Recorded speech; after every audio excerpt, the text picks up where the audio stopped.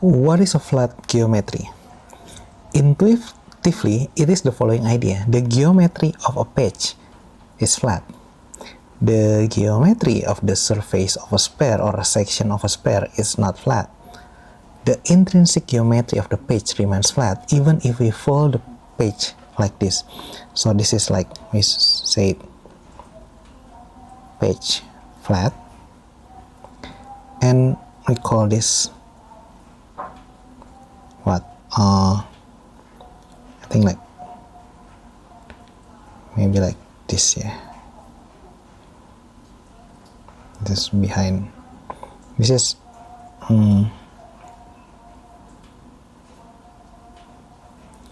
this is page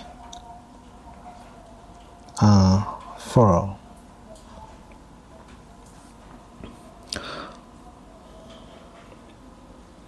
We will expound mathematically on the idea in a moment.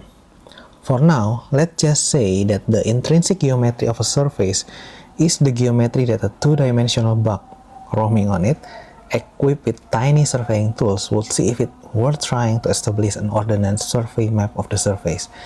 If the bug worked carefully, it might see hills and valleys, bumps and roads if there were any, but it would not notice that the page is full.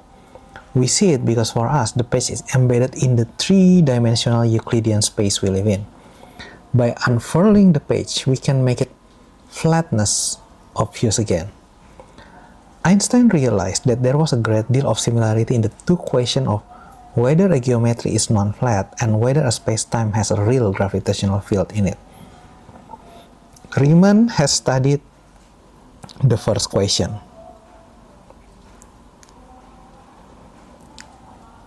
But Riemann had never dreamed about geometries that have a minus sign in the definition of the square or the distance.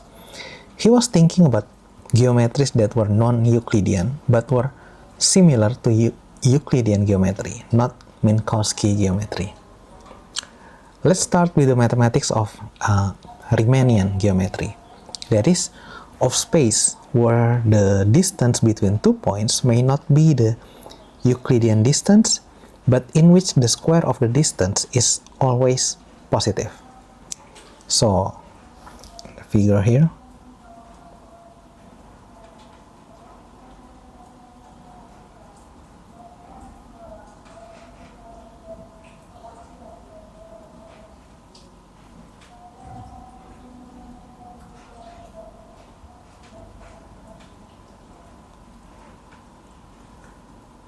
dxm.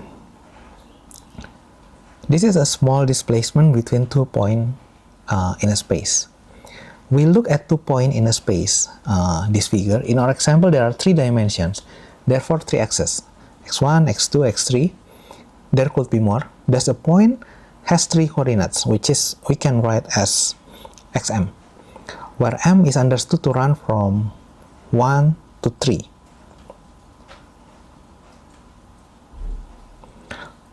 Or to whatever number of axes there is.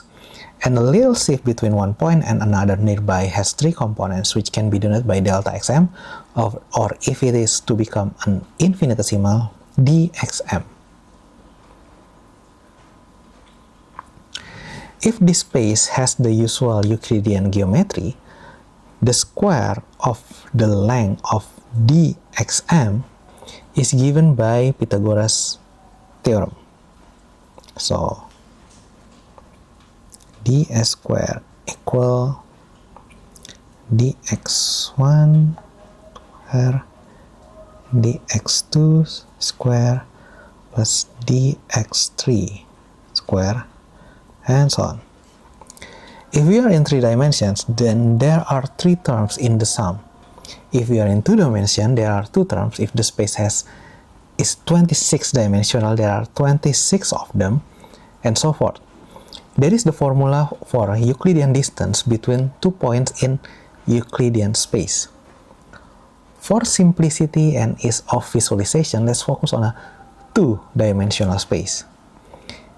It can be the ordinary plane, or it can be a 2-dimensional surface that we may visualize embedded in 3D Euclidean space. So, imagine like this.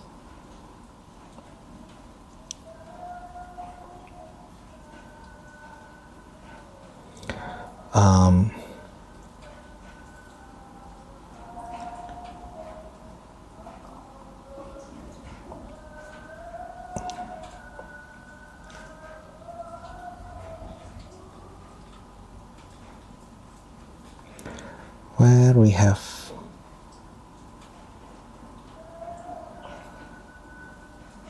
so we call it, this is the two-dimensional surface, and it's curvilinear coordinate view embedded in ordinary 3D Euclidean space. So we might see it looks like this. Sorry.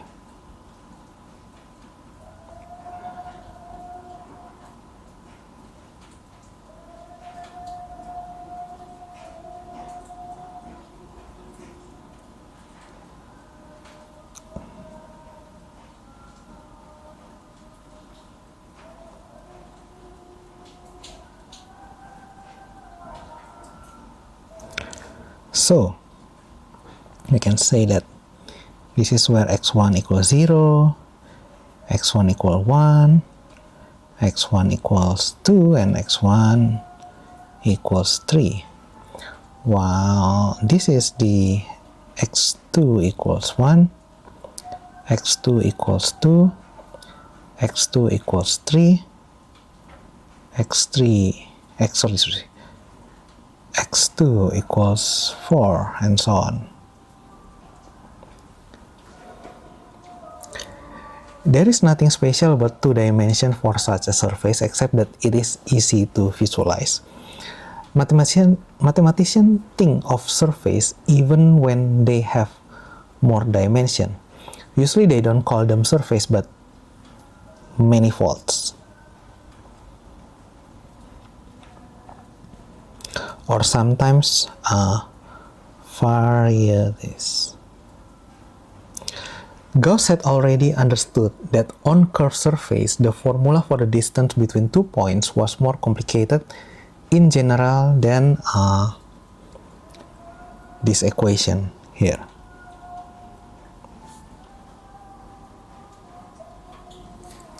Indeed, we must not be confused by the fact that in this figure, the surface is shown embedded in the usual three-dimensional Euclidean space. This is just for convenience of representation. We should think of the surface as a space in itself, equipped with a coordinate system to locate any point, with curvy lines corresponding to one coordinate being constant, etc., and where a distance had been defined. We must forget about the embedding 3D Euclidean space. The distance between 2 points on the surface is certainly not their distance in the embedding three-dimensional Euclidean space, and is not even necessarily defined on the surface with the equivalent of this equation. We will come shortly to exactly how these distances are represented mathematically. Riemann generalized this surface and their metric the way to compute distance to any dimensions. But let's continue to use our picture with 2 dimensions in order to sustain intuition. And let's go slowly so as not to miss any important detail. The first thing we do with a surface is put some coordinates on it, which will allow us to quantify various statements involving its point. We just lay out coordinates as if drawing them with a piece of chalk.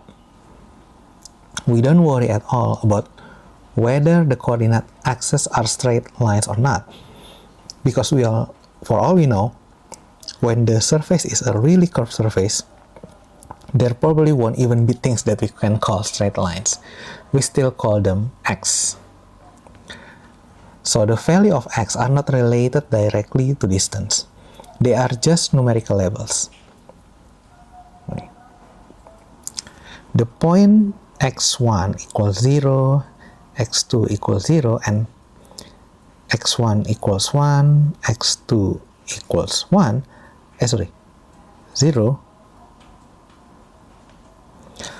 are not necessarily separated by a distance of 1. So now this is the picture. I'll draw it again.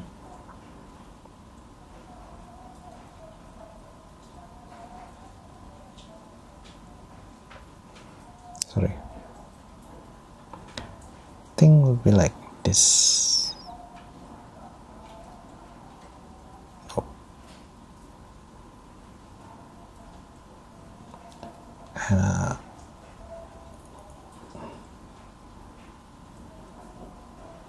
Yep.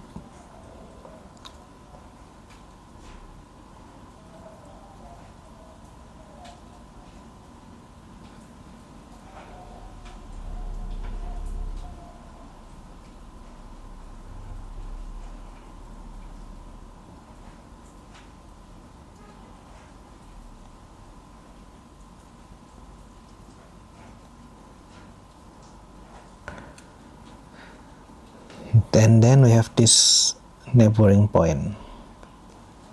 Two neighboring points and the shift dxm between them. The two neighboring points are again related by a shift of coordinates. But unlike in this figure here, which was still a Euclidean space, now we are on an arbitrary curved space with an arbitrary coordinates. Now we define a distance on the surface for points separated by a small shift like dxm. It won't be as simple as this equation, yeah, though it will have similarities with it.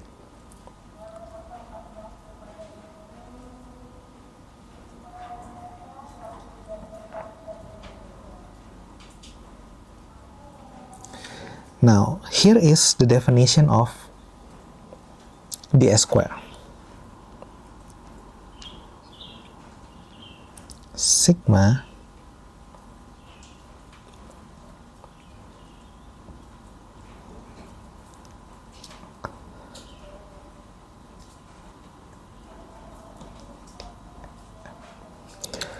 the function g, m, and x, this one, considered all together form what is called the metric of the space.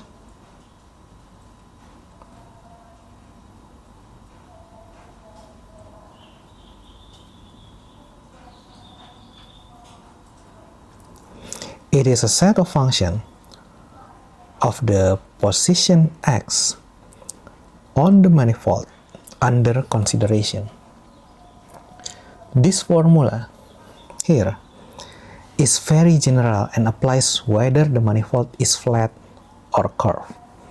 It is a very important formula in Riemannian geometry, so we call it Riemannian geometry, and we will soon see even in the Minkowski geometry of relativity. We will also see in a moment how Einstein's summation convention will enable us to rewrite the formula in a lighter form. The convention is explained in the later section. Incidentally, this formula applies even to flat geometries equipped with curvilinear coordinates. Suppose that you take a flat geometry like the surface of the page, but for some reason you use some curvilinear coordinates to look at points, and you ask what is the distance between two points close to each other.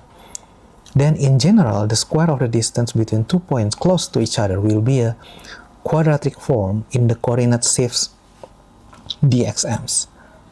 The quadratic form means a sum of terms each of which is the product of two little coordinate shifts times a coefficient like gmn that depends on x. So for you not forget the quadratic form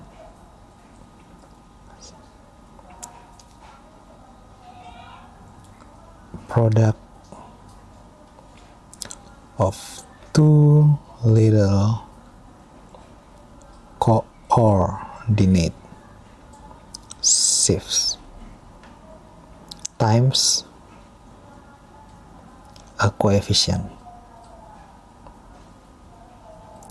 The surface of the Earth offers a simple example of distance on a curved manifold. Look at the distance between two nearby points characterized by longitude and latitude. Yeah, such as let's draw the picture here. So, sorry.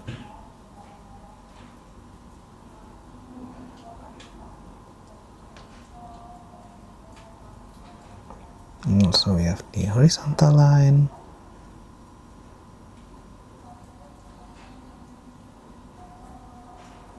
Now, this one over here is theta, and is P.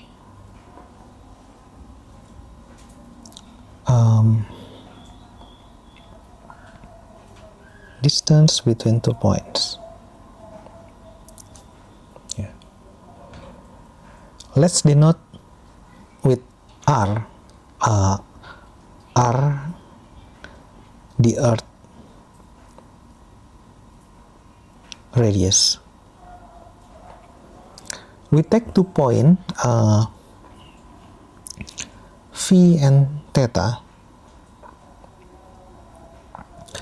and this is the first point. The second point is phi plus d phi, theta plus d theta. Theta is latitude.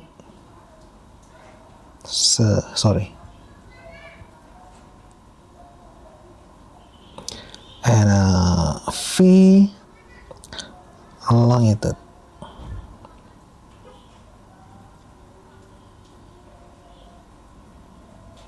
So we say that this one R cos phi, and this is R d theta. Like the point here is,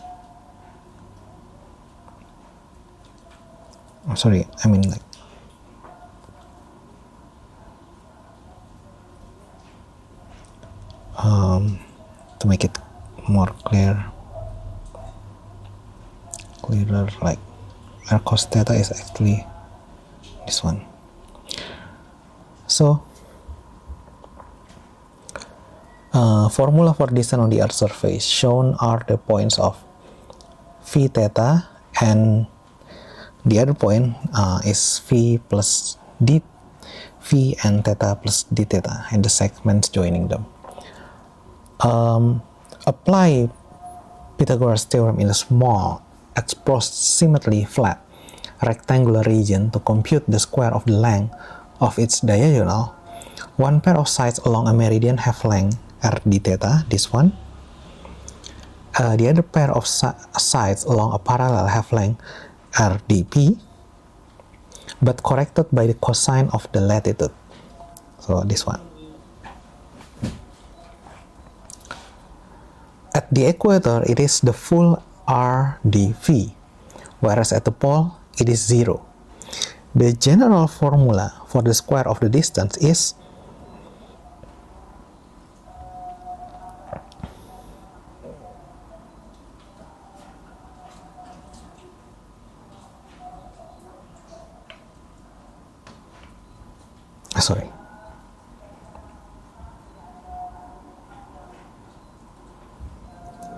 It is an example of square distance not just equal to the d theta square plus dv square, but having some coefficient function in front of the differential. In this case, the interesting coefficient function is this one, cos theta square in front of one of the terms, dxm square. Yeah, we call it, this one is one of the term, dxm square. Note that the coefficient cos theta square is often written cos theta square. So this one is similar to cos square.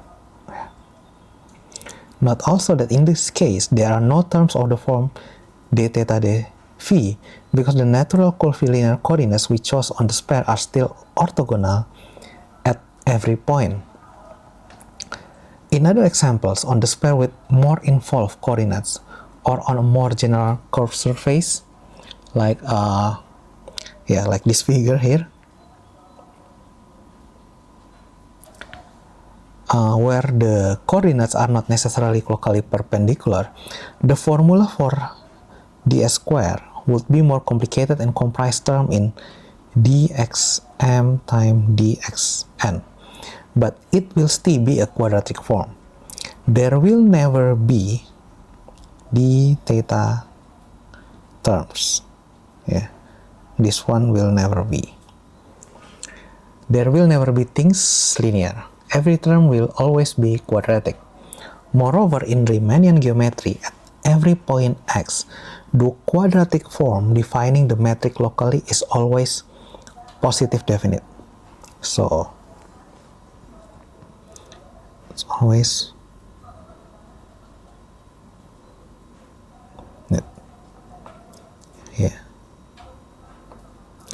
You may wonder why we define the distance ds only for small, actually infinitesimal displacement.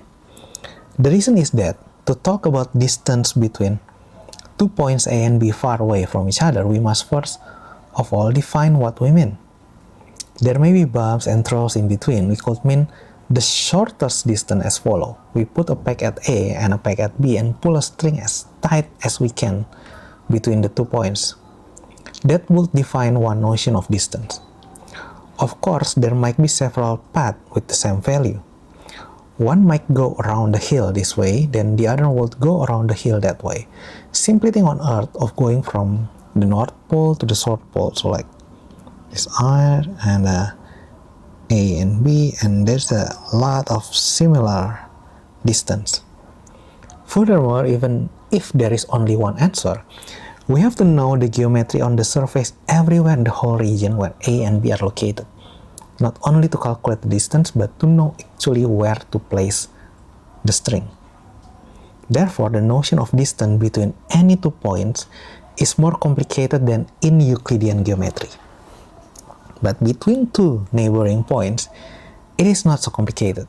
That is because locally, a smooth surface can be approximated by the tangent plane and the curvilinear coordinate lines by straight lines. Not necessarily perpendicular, but straight.